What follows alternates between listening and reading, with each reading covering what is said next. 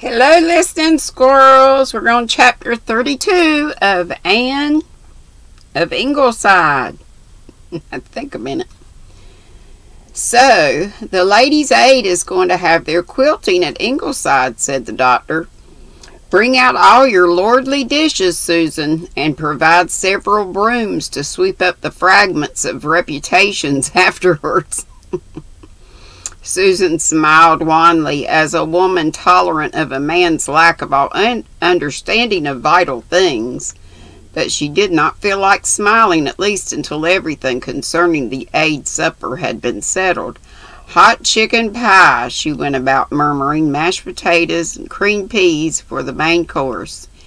And it will be such a good chance to use your new lace tablecloth, Mrs. Dr. dear. Such a thing has never been seen in the Glen, and I'm confident it will make a sensation. I'm looking forward to Annabel Clow's face when she sees it. And will you be using your blue and silver basket for the flowers?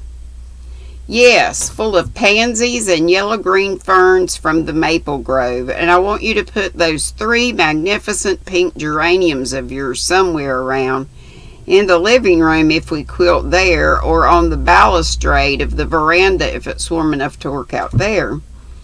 I'm glad we have so many flowers left. The garden has never been so beautiful as it has been this summer, Susan, but then I say that every autumn, don't I?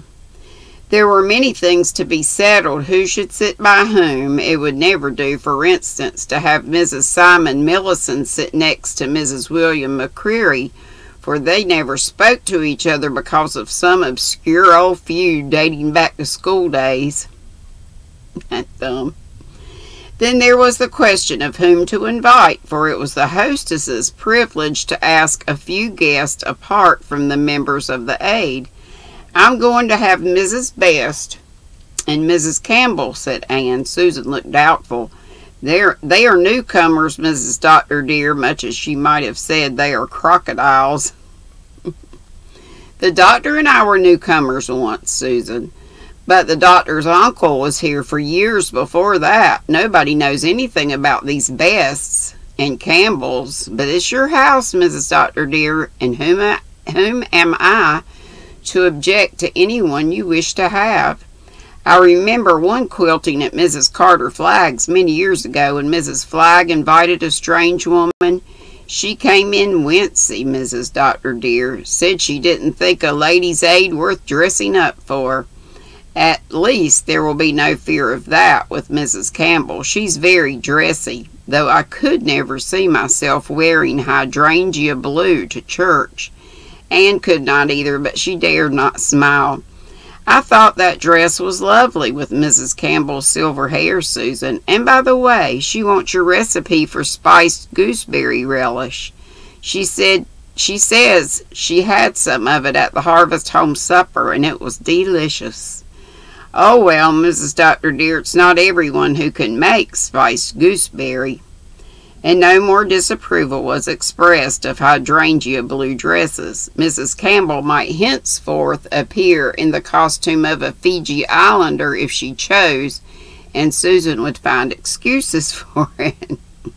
She's all right now. She wants that gooseberry recipe. Or that she thought it was delish. The young months had grown old, but autumn was still remembering summer, and the quilting day was more like June than October. Every member of the Ladies' Aid who could possibly come, came, looking forward pleasurably to a good dish of gossip and an Ingleside supper, besides possibly seeing some sweet new thing in fashions, since the doctor's wife had recently been to town.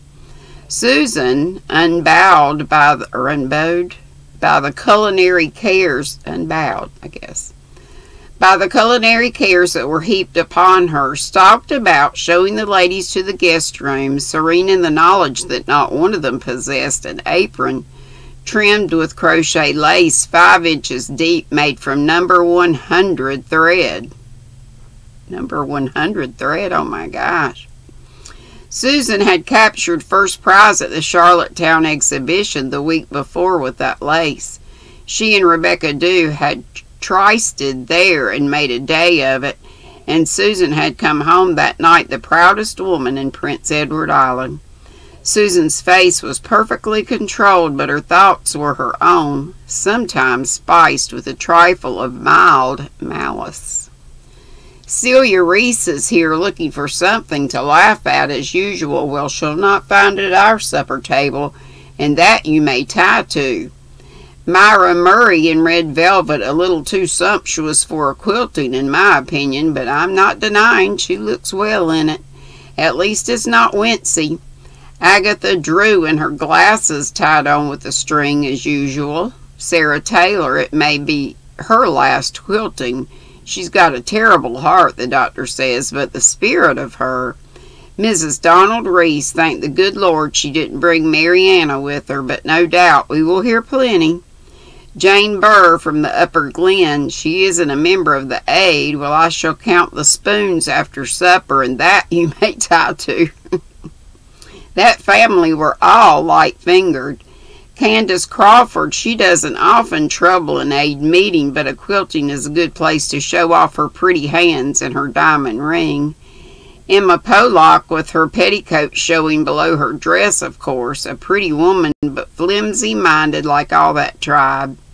Tilly McAllister, don't you go and upset the jelly on the tablecloth like you did at Mrs. Palmer's quilting. Martha Crothers, you will have a decent meal for once. It's too bad your husband could not have come too. I hear he has to live on nuts or something like that. Mrs. Elder Baxter, I hear the elder has scared Harold Reese away from Mina at last.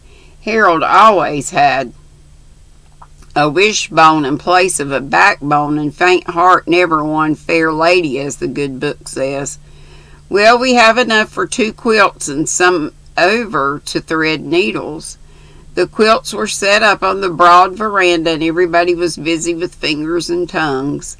Anne and Susan were deep in preparations for supper in the kitchen, and Walter, who'd been kept home from school that day because of a slight sore throat, was squatted on the veranda steps, screened from views of the quilters by a curtain of vines.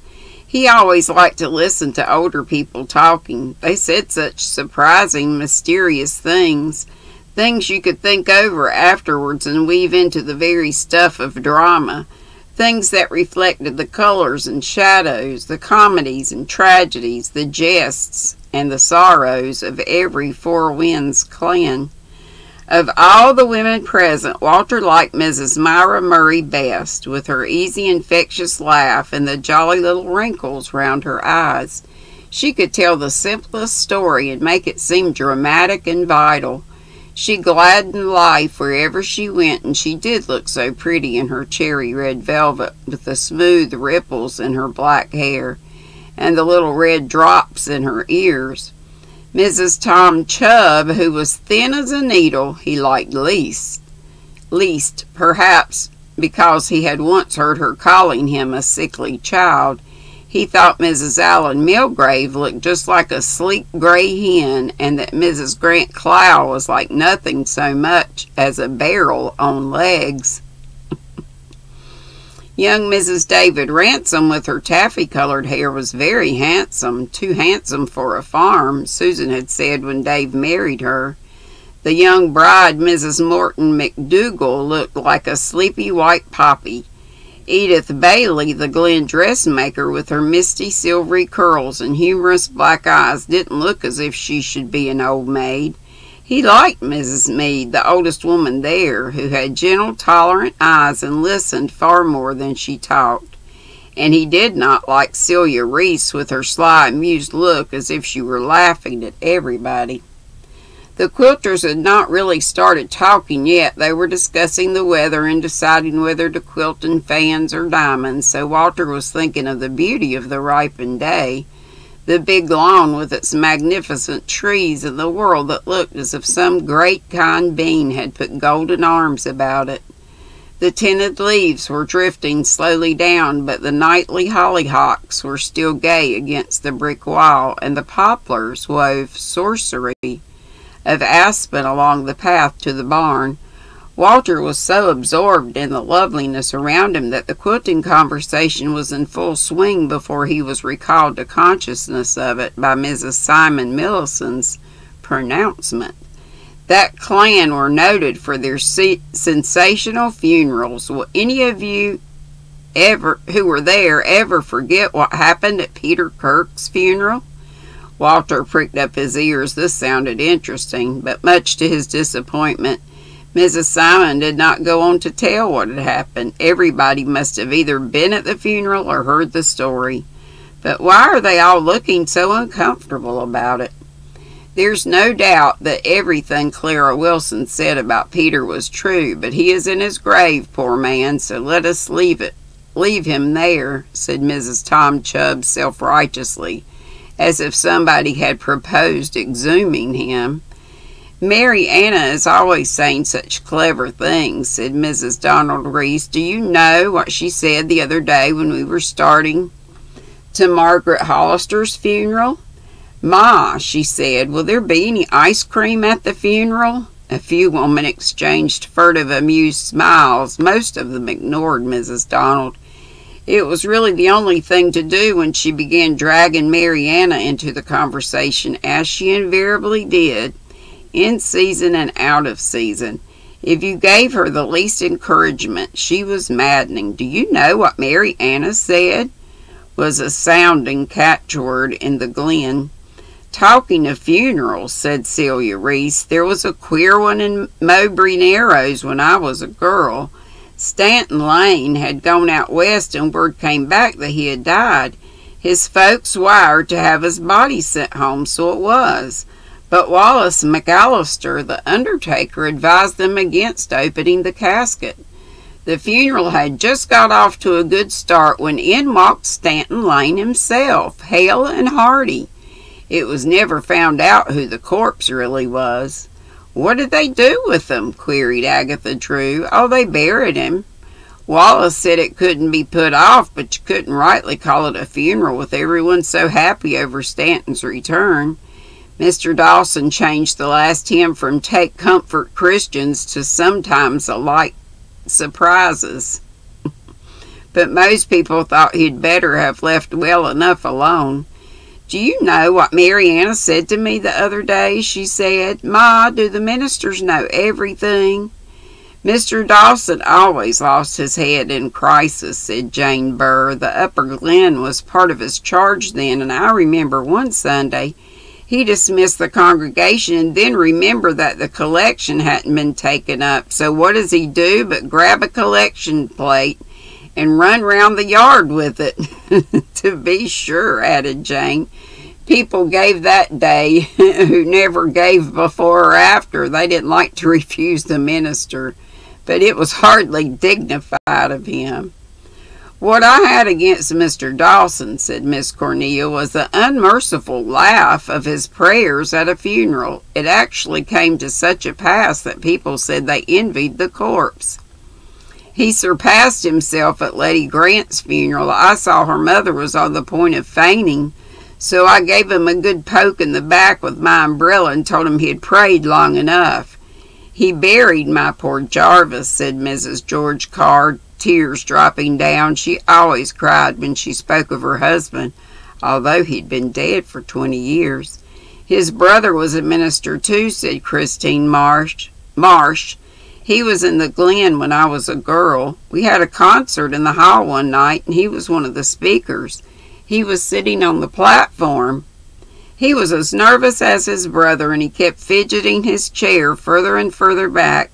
And all at once he went, chair and all, clean over the edge of the bank of flowers and houseplants we had arranged around the base. All that could be seen of him was his feet sticking up above the platform.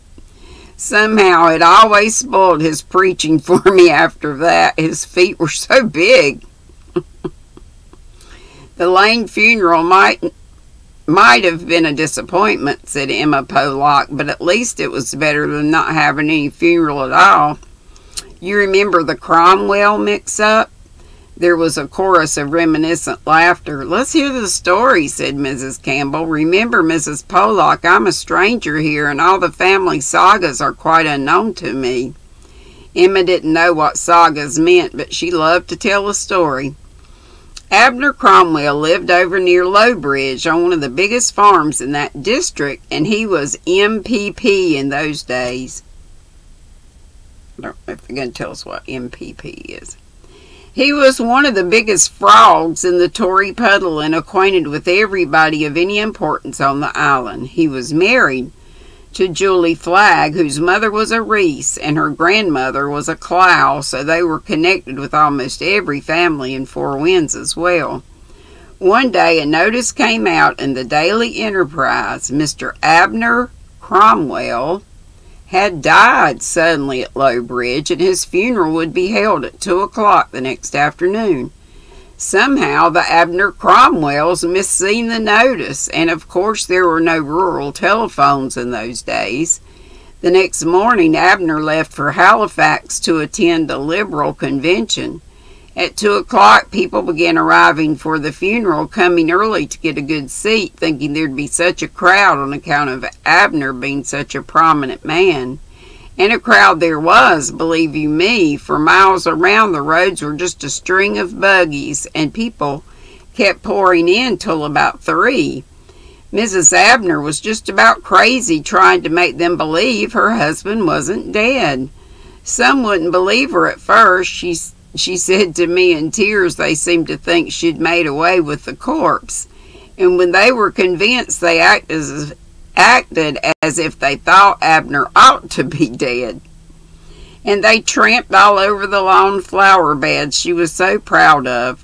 Any number of distant relations arrived too, expecting supper and beds for the night, and she hadn't much cooked. Julie was never very forehanded, that has to be admitted. When Abner arrived home 2 days afterwards, he found her in bed with nervous prostration, and she was months getting over it. She didn't eat a thing for 6 weeks. Well, hardly anything. I heard she said if there really had been a funeral, she couldn't have been more upset, but I never believed she really did say it. "You can't be sure," said Mrs. William McCreary. "People do say such awful things. When they're upset, the truth pops out. Julie's sister, Clarice, actually went and sang in the choir as usual the first Sunday after her husband was buried. Not even a husband's funeral could damp Clarence down long," said Agatha Drew. "There was nothing solid about her, always dancing and singing." "I used to dance and sing on the shore where nobody heard me," said Myra Murray. "Ah, but you've grown wiser since then," said Agatha. "No, foolisher," said Myra Murray slowly. "Too foolish now to dance along the shore." "At first," said Emma, not to be cheated out of a complete story, "they thought the notice had been put in for a joke because Abner had lost his election a few days before, but it turned out it was for an Amasa Cromwell living away in the backwoods the other side of Lowbridge, no relation at all. He really had died, but it was a long time before people forgave Abner the disappointment, if they ever did. Well, it was a little inconvenient driving all that distance, right in planning time too, and finding you had your journey for your pains," said Mrs. Tom Chubb defensively. "And people like funerals as a rule," said Mrs. Donald Reese with spirit. "We're all like children, I guess. I took Mariana to her Uncle Gordon's funeral, and she enjoyed it so. Ma, couldn't we dig him up and have the fun of burying him over again?" she said. They did laugh at this, everybody except Mrs. Elder Baxter, who primmed up her long, thin face and jabbed the quilt mercilessly. Nothing was sacred nowadays. Everyone laughed at everything, but she, an elder's wife, was not going to countenance any laughter connected with a funeral. "Speaking of Abner, do you remember the obituary his brother John wrote for his wife?" asked Mrs. Allen Milgrave. It started out with, "God, for reasons best known to himself, has been pleased to take my beautiful bride and leave my cousin Willie's ugly, ugly wife alive." Shall I ever forget the fuss it made? "How did such a thing ever come to be printed at all?" asked Mrs. Best. "Why, he was managing editor of the Enterprise then. He worshipped his wife, Bertha Morris, she was, and he hated Mrs. William Cromwell because she hadn't wanted him to marry Bertha. She thought Bertha too flighty. But she was pretty," said Elizabeth Kirk. "The prettiest thing I ever saw in my life," agreed Mrs. Milgrave. Good looks ran in the Morrises, but fickle, fickle as a breeze. Nobody ever knew how she came to stay in one mind long enough to marry John. They say her mother kept her up to the notch. Bertha was in love with Fred Reese, but he was notorious for flirting.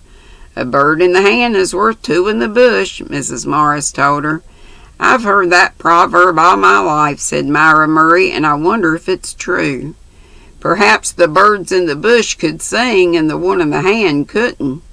Nobody knew just what to say, but Mrs. Tom Chubb said it anyhow. "You're always so whimsical, Myra." "Do you know what Mary Anna said to me the other day?" said Mrs. Donald. She said, "Ma, what will I do if nobody ever asks me to marry him?" "Us old maids could answer that, couldn't we?" asked Celia Reese, giving Edith Bailey a nudge with her elbow. Celia disliked Edith because Edith was still rather pretty and not entirely out of the running. "Gertrude Cromwell was ugly," said Mrs. Grant Clow. "She had a figure like a slat, but a great housekeeper. She washed every curtain she owned every month, and if Bertha washed hers once a year, it was as much as ever. And her window shades were always crooked. Gertrude said it just gave her the shivers to drive past John Cromwell's house. And yet John Cromwell worshipped Bertha, and William just put up with Gertrude. Men are strange. They say William overslept on his wedding morning, and dressed in such a tearing hurry he got to the church with old shoes and odd socks on." "Well, that was better than Oliver Random," giggled Mrs. George Carr. "He forgot to have a wedding suit made, and his old Sunday suit was simply impossible. It had been patched, so he borrowed his brother's best suit. It only fitted him here and there. And at least William and Gertrude did get married," said Mrs. Simon. "Her sister Caroline didn't. She and Ronnie Drew quarreled over what minister they'd have marry them, and never got married at all. Ronnie was so mad he went and married Edna Stone before he'd time to cool off. Caroline went to the wedding. She held her head high, but her face was like death. But she held her tongue at least," said Sarah Taylor. "Philippa Abbey didn't. When Jim Mowbray jilted her, she went to his wedding and said the bitterest things out loud all through the ceremony." "They were all Anglicans, of course," concluded Sarah Taylor, as if that accounted for any vagaries. "Did she really go to the reception afterwards wearing all the jewelry Jim had given her while they were engaged?" asked Celia Reese. "No, she didn't. I don't know how such stories get around, I'm sure. You'd think some people never did anything but repeat gossip. I dare say Jim Mowbray lived to wish he'd stuck to Philippa. His wife kept him down good and solid, though he always had a riotous time in her absence. The only time I ever saw Jim Mowbray was the night the June bugs nearly stampeded the congregation at the anniversary service in Lowbridge," said Christine Crawford. "And what the June bugs left undone, Jim Mowbray contributed. It was a hot night, and they all had their windows open. The June bugs just poured in and blundered about in hundreds. They picked up 87 dead bugs on the choir platform the next morning. Some of the women got hysterical when the bugs flew too near their faces. Just across the aisle from me, the new minister's wife was sitting, Mrs. Peter Loring. She had on a big lace hat with willow plumes. She was always considered far too dressy and extravagant for a minister's wife, said Mrs. Elder Baxter. "Watch me flick that bug off Mrs. Preacher's hat," I heard Jim Mowbray whisper. He was sitting right behind her. He leaned forward and aimed a blow at the bug, missed it, but sideswiped the hat and sent it skittering down the aisle clean to the communion railing. Jim almost had a conniption. When the minister saw his wife come sailing through the air, he lost his place in his sermon, couldn't find it again, and gave up in despair. The choir sang the last hymn, dabbing at June bugs all the time. Jim went down and brought the hat back to Mrs. Loring. He expected a calling down, for she was said to be high-spirited, but she just stuck it on her pretty yellow head again and laughed at him. "If you hadn't done that," she said, "Peter would have gone on for another 20 minutes and we'd have all been stark, staring mad." Of course, it was nice of her not to be angry, but people thought it wasn't just the thing for her to say of her husband. "But you must remember how she was born," said Martha Crothers. "Why, how?" "She was Bessie Talbot from up west. Her father's house caught fire one night, and all the fuss and upheaval. Bessie was born out in the garden under the stars." "How romantic," said Myra Murray. "Romantic? I call it barely respectable. But think of being born under the stars," said Myra dreamily. "Why, she ought to have been a child of the stars, sparkling, beautiful, brave, true, with a twinkle in her eyes." "She was all that," said Martha, "whether the stars were accountable for it or not. And a hard time she had in Lowbridge, where they thought a minister's wife should be all prunes and prisms. Why, one of the elders caught her dancing around her baby's cradle one day, and he told her she ought not to rejoice over her son until she found out if he was elected or not." "Talking of babies, do you know what Mary Anna said the other day? 'Ma,' she said, 'do queens have babies?'" Lord, I don't think this chapter's ever going to end, but it is entertaining. "That must have been Alexander Wilson," said Mrs. Allen, "a born crab if ever there was one. He wouldn't allow his family to speak a word at meal times. My daddy was like that. He didn't talk at the table. Speak a word at meal times, I've heard. As for laughing, there never was any done in his house." "Think of a house without laughter," said Myra. "Why, it's sacrilegious. Alexander used to take spells when he wouldn't speak to his wife for 3 days at a time," continued Mrs. Allen. "It was such a relief to her," she added. "Alexander Wilson was a good, honest businessman at least," said Mrs. Grant Clow stiffly. The said Alexander was her fourth cousin, and the Wilsons were clannish. He left $40,000 when he died. "Such a pity he had to leave it," said Celia Reese. "His brother Geoffrey didn't leave a cent," said Mrs. Clow. "He was the ne'er-do-well of that family, I must admit. Goodness knows he did enough laughing, spent everything he earned. Hail fellow well met with everyone, and died penniless. What did he get out of life with all his flinging about and laughing?" "Not much, perhaps," said Myra, "but think of all he put into it. He was always giving cheer, sympathy, friendliness, even money. He was rich in friends, at least, and Alexander never had a friend in his life." "Jeff's friends didn't bury him," retorted Mrs. Allen. "Alexander had to do that, and put up a real fine tombstone for him, too. It cost $100. But when Jeff asked him for a loan of $100 to pay for an operation that might have saved his life, didn't Alexander refuse it?" asked Celia Drew. Come, we're getting too uncharitable," protested Mrs. Carr. "After all, we don't live in a world of forget-me-nots and daisies, and everyone has some faults." Lem Anderson is marrying Dorothy Clark today, said Mrs. Millison, thinking it was high time the conversation took a more cheerful line. And it isn't a year since he swore he would blow out his brains if Jane Elliott wouldn't marry him. Young men do say such odd things, said Mrs. Chubb. They've kept it very close. Close. It never leaked out until 3 weeks ago that they were engaged. I was talking to his mother last week, and she never hinted at a wedding so soon. I'm not sure that I care much for a woman who can be such a spinx. S-P-I-N-X. I am surprised at Dorothy Clark taking him, said Agatha Drew. I thought last spring she and Frank Clow were going to make a match of it. I heard Dorothy say that Frank was the best match, but she really couldn't abide the thought of seeing that nose sticking out over the sheet every morning when she woke up. Mrs. Elder Baxter gave a spinsterish shudder and refused to join in the laughter.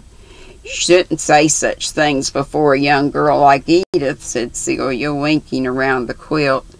Is Ada Clark engaged yet? Asked Emma. Pollock? No, not exactly, said Mrs. Millison, just hopeful. But she'll land him yet. Those girls all have a knack of picking husbands. Her sister Pauline married the best farm over the harbor. Pauline is pretty, but she's full of silly notions as ever, said Mrs. Milgrave. Sometimes I think she'll never learn any sense. Oh, yes, she will, said Myra Murray. Some day she'll have children of her own, and she will learn wisdom from them, as you and I did. Where are Lem and Dorothy going to live? Asked Mrs. Meade.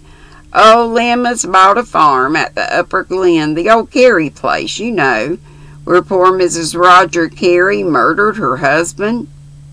Murdered her husband? Oh, I'm not saying he didn't deserve it, but everybody thought she went a little too far. Yes, we'd kill her in his teacup, or was it his soup? Everybody knew it, but nothing was ever done about it. The spool, please, Celia. Do you mean to say, Mrs. Millison, that she was never tried or punished? Gasped Mrs. Campbell.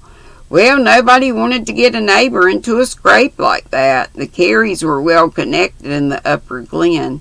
Besides, she was driven to desperation. Of course, nobody approves of murder as a habit, but if ever a man deserved to be murdered, Roger Carey did. She went to the States and married again. She's been dead for years. Her second outlived her. It all happened when I was a girl. They used to say Roger Carey's ghost walked. Surely nobody believes in ghosts in this enlightened age, said Mrs. Baxter.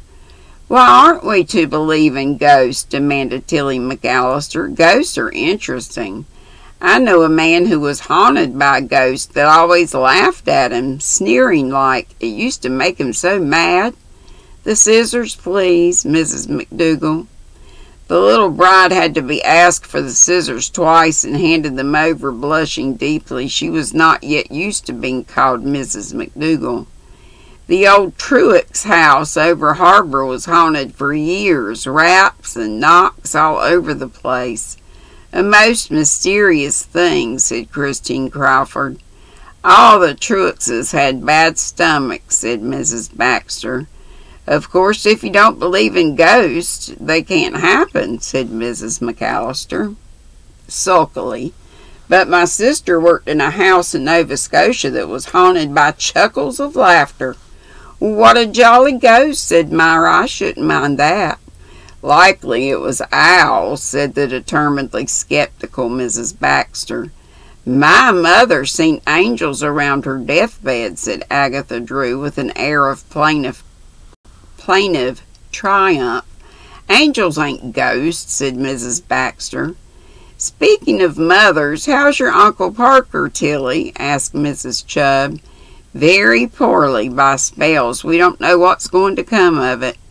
It's holding us all up about our winter clothes, I mean. But I said to my sister the other day when we were talking it over, we'd better get black dresses anyhow, I said, and then it's no matter what happens. Do you know what Mary Anna said the other day? She said, Ma, I'm going to stop asking God to make my hair curly. I've asked him every night for a week, and he hasn't done a thing. Oh, this chapter goes on, and I forgot my water bottle. Help! Mercy. Oh, let's just see how much more. Oh my gosh, it goes on. Laws have mercy. I think I must stop there. It's over 35 minutes. We don't have that much more, but it's more than I'll read right now. So that's part of whatever chapter that was. What was it? 31? I forget. 32 maybe. Love y'all. See you tomorrow live at 5. Not today. See you in the YouTube streets though, probably somewhere like Miss Kelly says. Love y'all. Be sweet. Don't be ugly. Bye.